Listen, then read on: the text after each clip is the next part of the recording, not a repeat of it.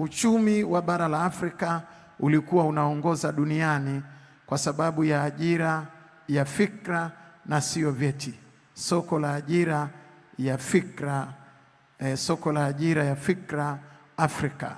Uchumi wa bara la Afrika ulikuwa unaongoza duniani kwa sababu ya ajira ya fikra na sio vyeti.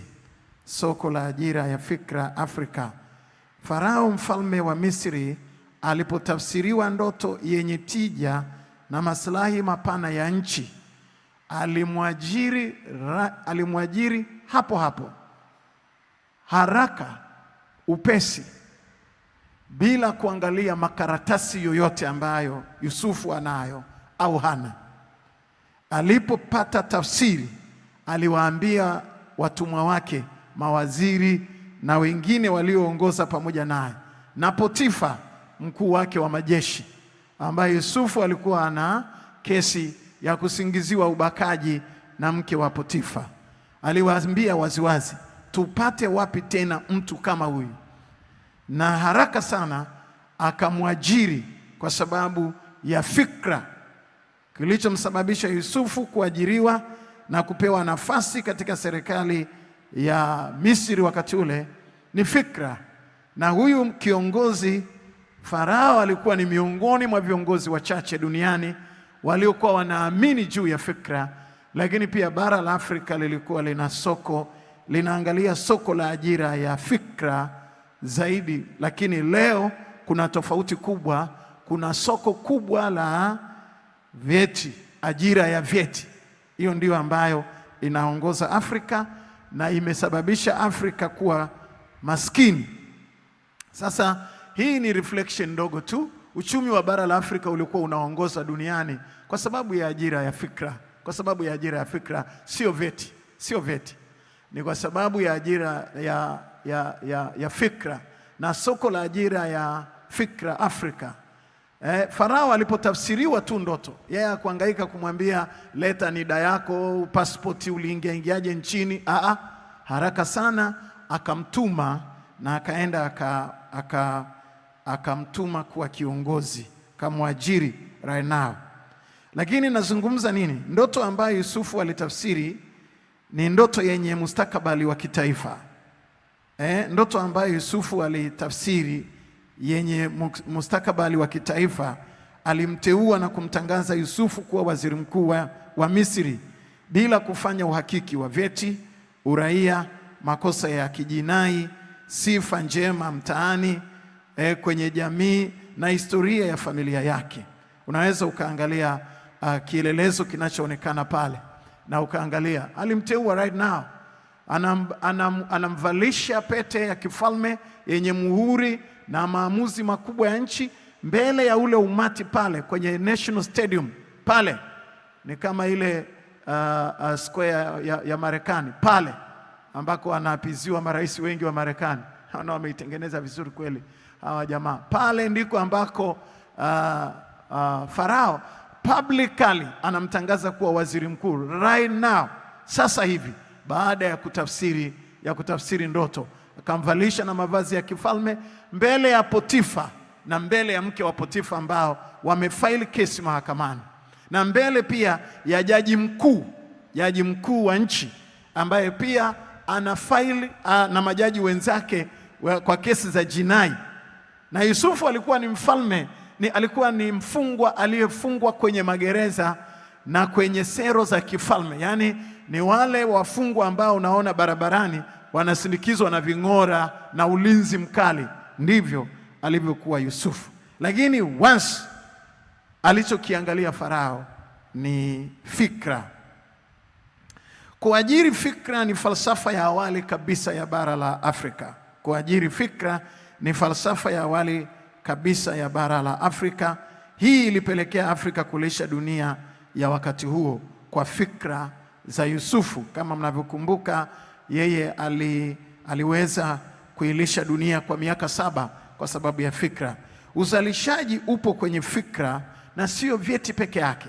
Ni makosa makubwa kuhamisha uwezo wa kuzalisha ukaangalia vyeti peke yake na kuangalia shule mtu alizosoma na university zenye credential, kwamba huyu mtu amesoma university ipi, ina jina gani, Stavanger au amesoma UDSM au amesoma university gani amesoma, London, amesoma Oxford University,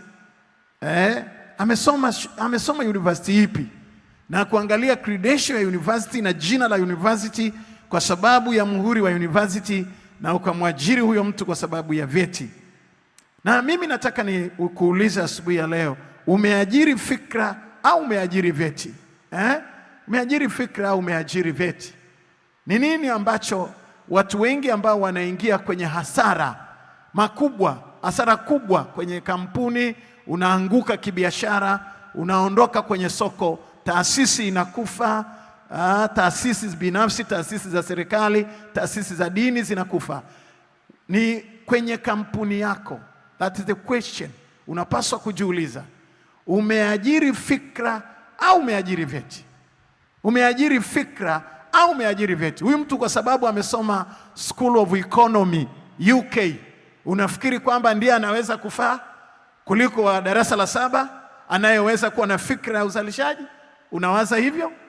Sasa hii ndio changamoto tulionayo leo, na hii Kwaresma lazima tuangalie vizuri katika maisha yetu ya kawaida, na hasa tunapoangalia mambo ambayo kimsingi tumejiwekea kwenye maisha ya kwetu.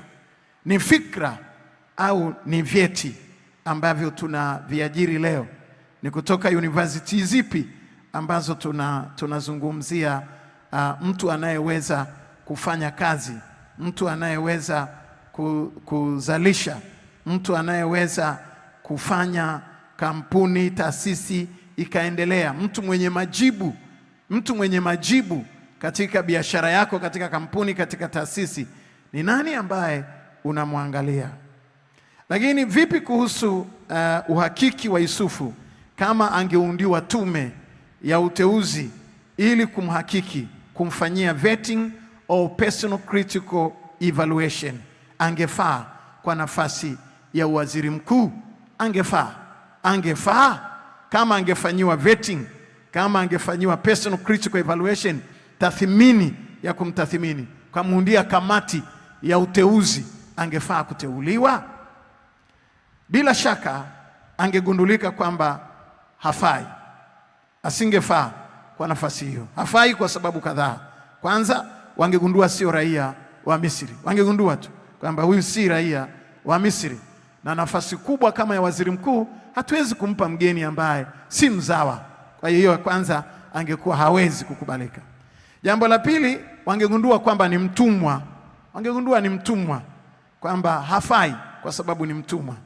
Lakini angegundulika kwamba ana kesi ya ubakaji na unyanyasaji wa mke wa mkuu wa majeshi ya nchi, yani mke wa Potifa. Kwa hiyo hafai. Kamati ingegundua. Lakini pia kamati ingeona hajasoma chuo cha uongozi kinachotambulika, hajasoma Mzumbe, hajasoma chuo cha uongozi. Kwa hiyo hawezi kupewa nafasi kubwa namna hiyo ya uongozi, hajaenda Mzumbe, hajapita Mzumbe, anawezaje kuongoza?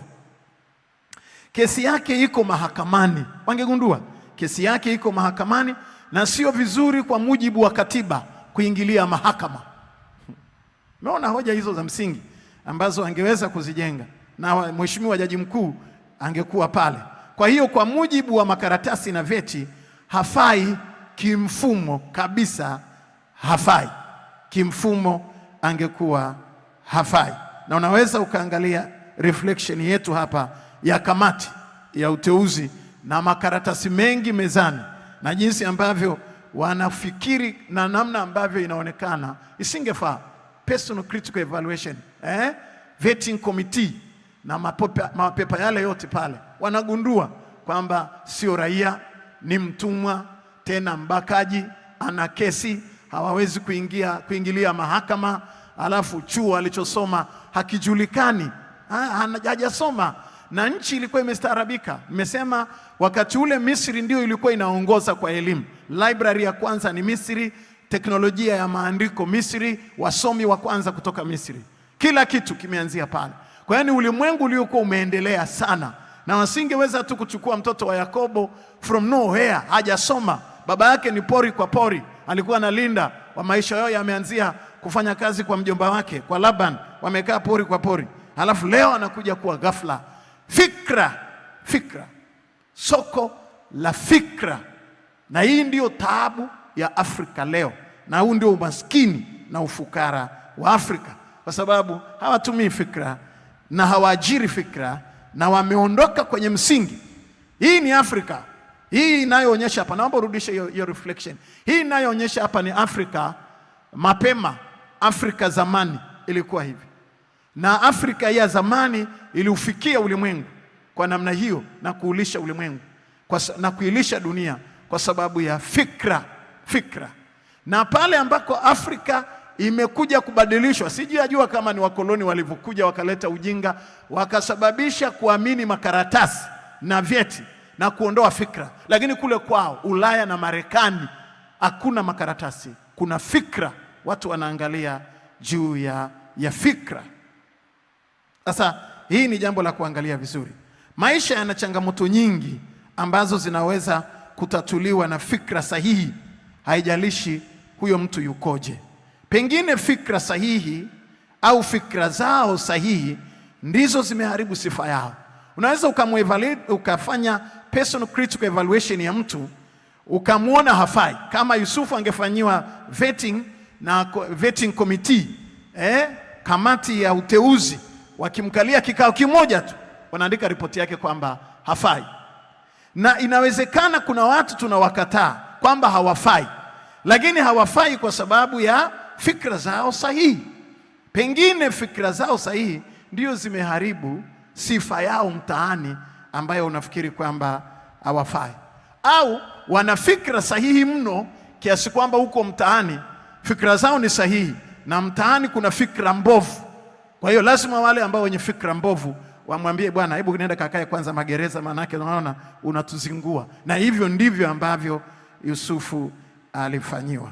Mungu hakuwaita waliokamilika, ila aliwakamilisha wale aliowaita. Mungu hakuwaita waliokamilika, ila aliwakamilisha wale aliowaita. Unqualified people. Mungu ni Mungu anahakikisha wale ambao ni unqualified, anahakikisha wanakuwa qualified. Yeye mwenyewe anawahakikishia kwamba wanafaa. Na nimesikia makofi machache pale.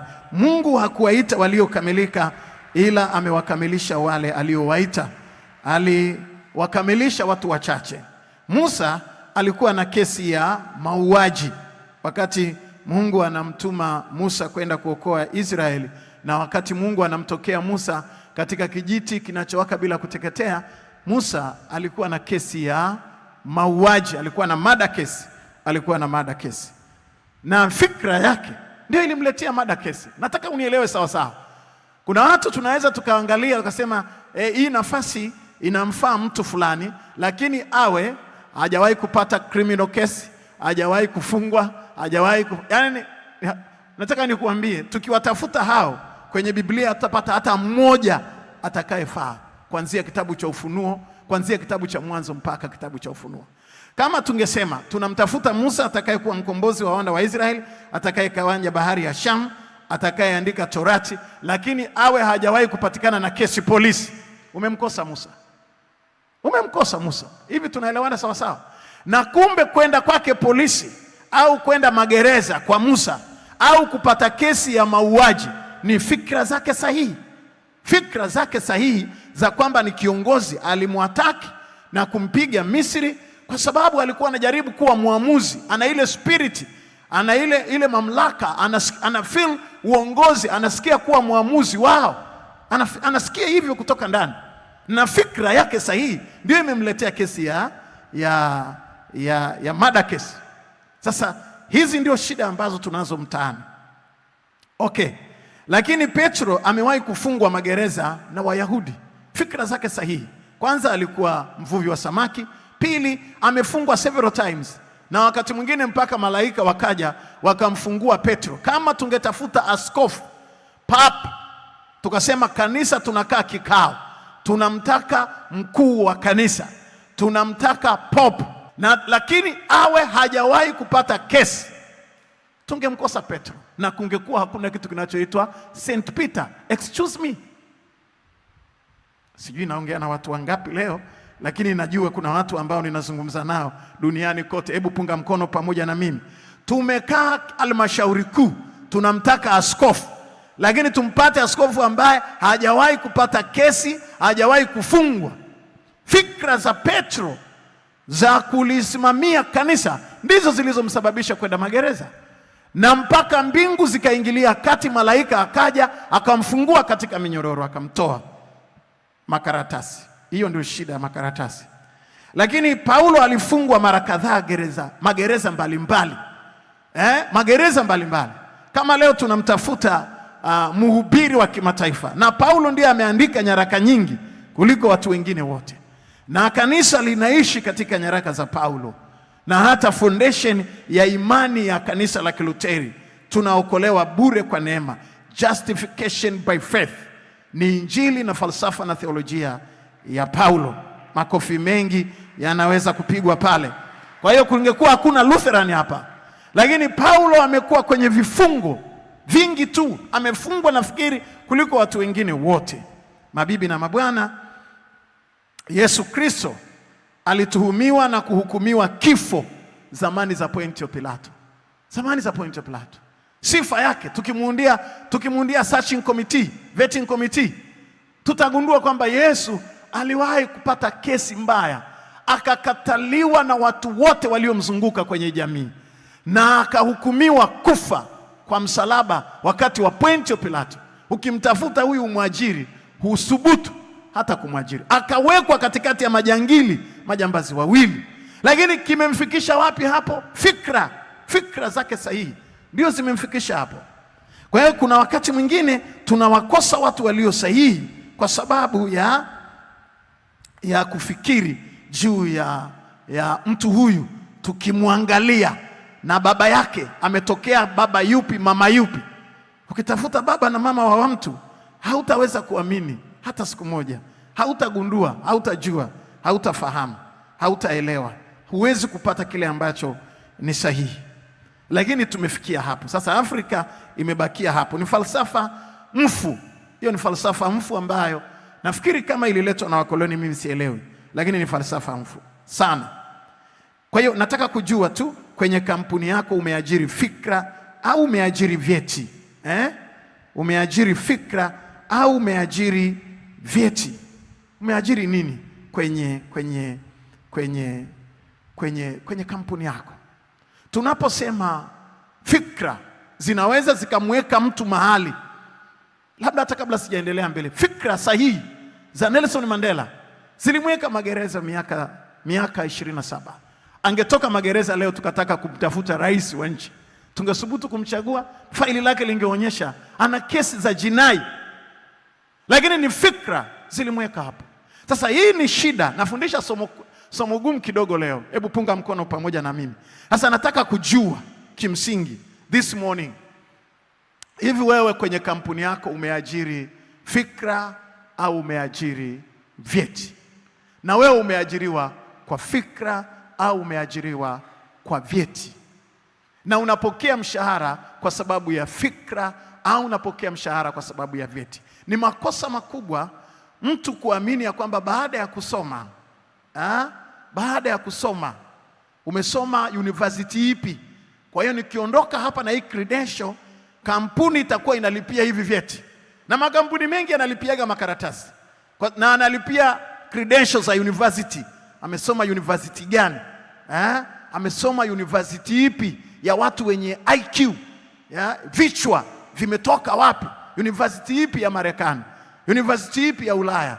University ipi ya India? University ipi ya bara la Afrika?